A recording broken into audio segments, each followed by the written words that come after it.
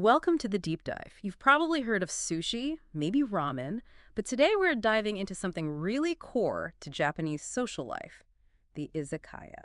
That's right. We've looked at some great info, especially from Japanese OIE foods, to really get under the skin of it. Yeah, our mission today is to give you a solid feel for what an izakaya is really like, the culture, what makes it special, maybe even some pointers if you want to visit one. Or even, just capture a little bit of that vibe at home. We'll be covering the history, the atmosphere, the food, its social role, the whole package. Think of it as your essential guide. We want you to feel confident and excited about experiencing one. Exactly. More than just facts, we want to explore what makes them tick. Okay, let's jump right in. So fundamentally, what is an izakaya? The source calls it a popular eating and drinking spot, a symbol of food culture. But it feels like more than just a bar, right? Oh, absolutely. I mean, yes, you get loads of drinks, steak, shochu, beer, usually pretty reasonably priced too. But the food is, well, it's central. A huge variety of what they call snacks, but really, think small dishes, perfect for sharing. Like what kind of stuff? Well, the classics, sashimi, those grilled chicken skewers called yakitori, Ah, yeah, yakitori. Love those. tempura, cold tofu, hiyako gyoza, gadashi tofu, which is fried. Lots of variety. It's really set up for you to try different things. So perfect for sharing with drinks and friends. What about the feel of the place? The source mentions it's lively, bustling. Definitely. You often get different seating, like counters where you might chat with the staff, maybe small rooms with tatami mats for groups, or just regular tables. It's got this energetic social buzz. Sounds like the classic after-work spot. That's exactly it. For colleagues, for friends, there's even this phrase, toriazu biru, means beer for now. It's like the standard first order. Ha, nice. Beer for now. It's just deeply part of daily life, Yeah. a relaxed place to connect. And interestingly, it's getting super popular with tourists, too. Why is that, do you think? Well, it's a great way to experience real Japanese food culture beyond the more famous stuff, and maybe even, interact with locals casually. Okay, that makes sense. Now, the origins are pretty interesting, too. Takes us back quite a way, doesn't it? Yeah, way back. The Edo period, so like 1603 to 1868, it started apparently as just a standing bar. You'd get sake, some simple food. Standing only. Initially, yeah. And the name itself, Izakaya, actually tells that story. I means to sit, and Zakaya means liquor store. Ah, so a liquor store where you can sit down and drink. Makes sense. Exactly. Then later, in the Meiji era, it evolved more into a comfy spot for everyone, not just a quick stop. That's kind of the foundation for what we see today. It's fascinating how it grew from something so basic into this social institution. Right. And the source makes a good point about alcohol sometimes being an icebreaker, helping people relax and maybe engage more with the culture.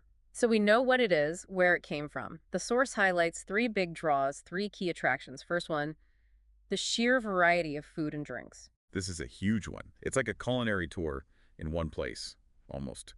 You can try so many different Japanese dishes, usually in small portions. Yeah, you mentioned sashimi, yakitori. Right, those traditional things, but often creative dishes too.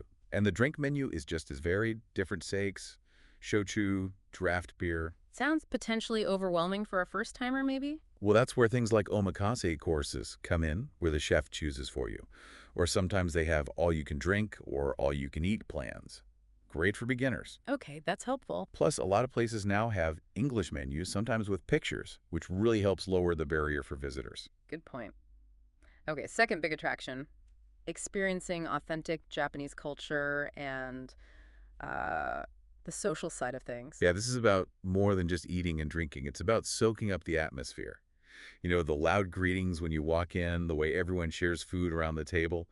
It's quite a dynamic experience. And you can interact more. Definitely. If you sit at the counter, you might chat with the chef, or you might end up talking to people at the next table. It's much more informal and interactive than, say, a formal restaurant. It really is a place for deepening friendships. You get a real slice of life. Precisely. And the third key thing, cost effectiveness and convenience. Sounds like it's good value. Generally, yes, you can get really high-quality food and drinks without it costing the earth. Look out for things like happy hours or set prices, especially on weekdays. Smart. And they're just everywhere. Big cities, small towns, you'll find an izakaya. Plus, they tend to be open late, which is super convenient. And options for groups, too. Yeah, many have private or semi-private spaces, which is great if you're with a bigger group or want a bit more privacy. Okay, this is painting a really clear picture. The source even gives some specific examples, right? Both big chains and smaller independent places. Let's start with the chains. SMR Suzanne. Ah, so Maru Suzanne. Their big thing is Hamayaki style. You actually get a little grill at your table and cook fresh seafood yourself. Oh, wow, interactive. Yeah, it's fun. Like a mini beach barbecue. The whole place is decked out like a beach house. Staff might wear traditional jinbei. It's got a real theme. What kind of food mainly? Heavily seafood focused, as you'd Yeah. expect. Sushi, Dunbury rice bowls, Ooh. something like 80 items on the menu. And bonus menu are open 247. Wow. Okay, next chain. Kushikatsu Tanaka. They do kushikatsu. That's their specialty, yeah. Osaka-style deep-fried skewers. But the source notes they managed to make them surprisingly light, not too heavy. Interesting. Anything else stand out? They add some fun elements, like you can make your own potato salad at the table or play a dice game for a chance to win a cheap or free highball. Ah, sounds entertaining. Yeah, and the vibe is meant to be like a yatai, a traditional street food stall. Homey, lively. And the skewers are cheap, like 100, 200 yen each. Easy to try lots. Great. Then there's Jinji the Connoisseur, or Mejigi no Jinji. They also do the tabletop grilling. They do, yeah, the Hamayaki thing again. Focus maybe a bit more on shellfish, crab miso grilled in the shell, pickled scallops, that sort of thing. And the atmosphere. Also going for that Japanese beach house feel. Seems like a popular theme. They've got Mhm. English menus, quite a few locations, especially in cities, so they're pretty accessible for tourists. Makes sense. And the last chain mentioned is Izakaya Doma Doma. Their name relates to the design. Yeah, doma is the traditional packed earth floor area in old Japanese houses, often near the entrance. So the design is inspired by that, probably aiming for a rustic, relaxed feel. What about their menu? Pretty diverse, actually. Japanese staples, of course, but also some international twists like non-pizza. No, on pizza. Okay. And again, good for visitors, English and Chinese menus. Some staff might speak English. And like many chains, often located conveniently near train stations. Super easy to find. Right, that convenience factor is key for chains. Now, what about the independent places? The source calls them one-man stores. Yakitan Marua. This sounds like a real specialist spot. The owner trained in yakitori, but now focuses on motsuyaki, grilled offal skewers. Over 20 kinds, Ah, okay. So for the more adventurous, maybe. perhaps. But it also highlights that depth you can find. And they have a standing bar area downstairs, gives you that quick, casual drinking experience with seating upstairs. They also mention senbero. What's that again? Roughly means getting drunk for 1,000 yen. So, super affordable drinks. Proper local spot. Got it. Then there's Iwao. Sounds intriguing. A hideaway in an old house. Yeah, renovated 70-year-old house. Yeah. That immediately signals atmosphere, right? They do creative dishes, focus on fresh fish, and even high-end stuff like Miyazaki Ozaki beef, roast beef. Oh, so maybe a bit more upscale than some others. Seems like it, leaning towards creative cuisine. Interestingly, no English menu mentioned, but the chef apparently interacts a lot, which would be part of the experience. More personal. A different kind of interaction. Okay, and lastly, Akabai. Big on sake. Definitely. Over 20 types, curated by the owner. They even offer pairings.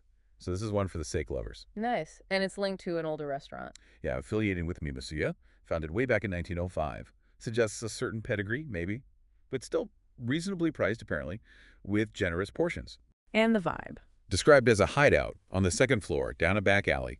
Has a semi-private tatami room, too. Sounds intimate, maybe a bit hidden. Cool. So lots of different styles. Now, the source also gives specific tips for foreign visitors to really get the most out of it. First one, dive into the sake and food pairings. Yeah, don't just stick to beer, maybe. Try different sakes, shochu, local craft beers, and think about how they go with the food. Like cold sake with sashimi, draft beer with grilled stuff, maybe shochu with a rich stew. That makes sense. Enhances the whole experience. Exactly. And again, don't be intimidated. English menus, pictures, they're there to help. Plus, you often get to see the cooking happen right there, especially at the counter. It's like dinner and a show, almost. Kinda, yeah. Second tip, embrace the sharing culture. Order lots of different things for the table. This is key to the social aspect. Sharing food naturally gets people talking. And the source encourages you to, maybe ask locals for recommendations or just join in with the toast kampai. Kampai, it's like the universal cheers, right? Pretty much. It's a simple way to connect, a small cross-cultural moment right there in the izakaya. Love that. And the third tip is about appreciating the cultural discovery within the space itself. Right. Pay attention to the details. The lanterns, the wooden interiors.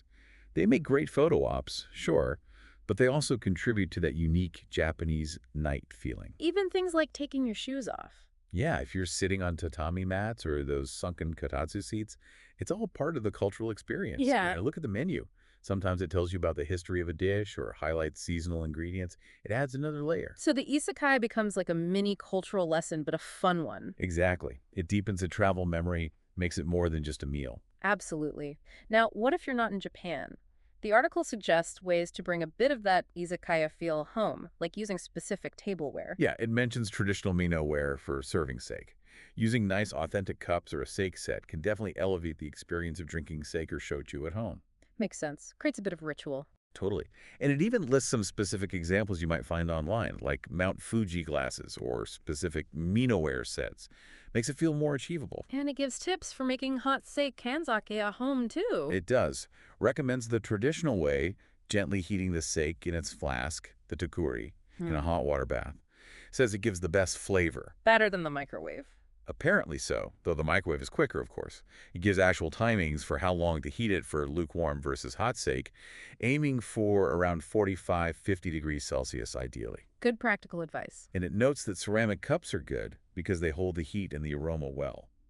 Little details that make a difference. And finally, it just touches on enjoying other Japanese food at home easily, like okonomiyaki. Yeah, just a brief mention, but I think the point is that the spirit of enjoyable, maybe communal Japanese food isn't only found in an izakaya. You can explore it in other ways, too. Right. Broadens the perspective a bit. Mm. Okay, so wrapping this up, it's really clear that izakayas are, well, they're much more than just pubs or bars. They seem like vital social spots. Absolutely. Offering this huge range of food and drink, a real glimpse into Japanese culture, and just a generally welcoming, lively atmosphere for everyone, locals and visitors alike. What really stands out is that blend, isn't it? Mm. Casual socializing, serious food exploration, all in one accessible place. It really is quite unique. It makes you wonder, doesn't it? What other everyday places and other cultures offer that same kind of rich, easy window into local life? Maybe your local pub or cafe has more layers than you think. That's a great thought to end on. Hopefully, this deep dive has given you all a new appreciation for the izakaya and maybe some inspiration for your next casual night out wherever you happen to be.